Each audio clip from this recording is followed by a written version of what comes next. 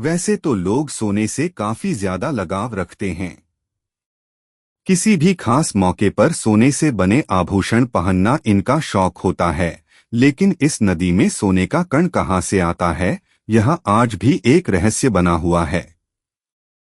दरअसल यह नदी झारखंड में बहती है, जिसका नाम स्वर्णरेखा नदी है।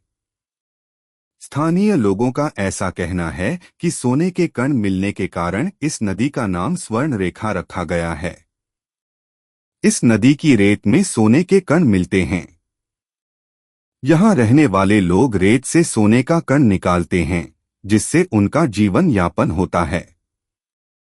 धरती के अंदर छिपी रहस्यमयी नदियां वैज्ञानिकों के लिए एक पहेली बनी हुई हैं। ये नदियां जमीन के नीचे गुप्त रूप से बहती हैं और इनके बारे में बहुत कम लोग जानते हैं। वैज्ञानिकों का मानना है कि ये नदियां सदियों से भूमिगत जलस्रोतों के रूप में मौजूद हैं, लेकिन इनकी खोज करना बेहद मुश्किल है। कुछ स्थानों पर इन नदियों की मौजूदगी के संकेत मिले हैं, जिससे वैज्ञानिकों में उत्सुकता बढ़ी है। इन रहस्यमयी नदियों के बारे में और अधिक जानकारी प्राप्त करने के लिए कई रिसर्च की जा रही हैं। Mystery river. अमेरिका के इंडियाना राज्य में स्थित यह नदी दुनिया की सबसे लंबी भूमिगत नदियों में से एक है। इस नदी को 19वीं शताब्दी से जाना जाता है और अब इसे पर्यटकों के लिए भी खोला गया है। पर्टो प्रिंसेसा नदी।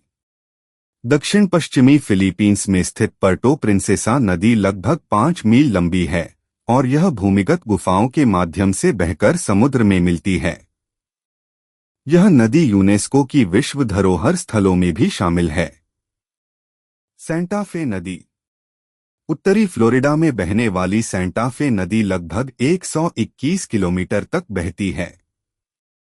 यह नदी एक बड़े सिंकहोल के जरिए जमीन के नीचे से बहती है, जो इसे एक अनोखी भूमिगत नदी बनाती है। रियो कैमो नदी। पोर्टो रिको की रियो कैमो नदी विश्व की तीसरी सबसे बड़ी अंडरग्राउंड नदी मानी जाती है।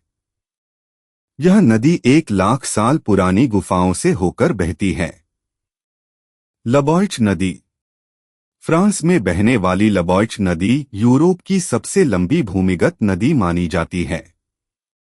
इसे पहली बार 1906 में खोजा गया था और अब लोग इसके एक छोर से दूसरे छोर तक की यात्रा कर सकते हैं।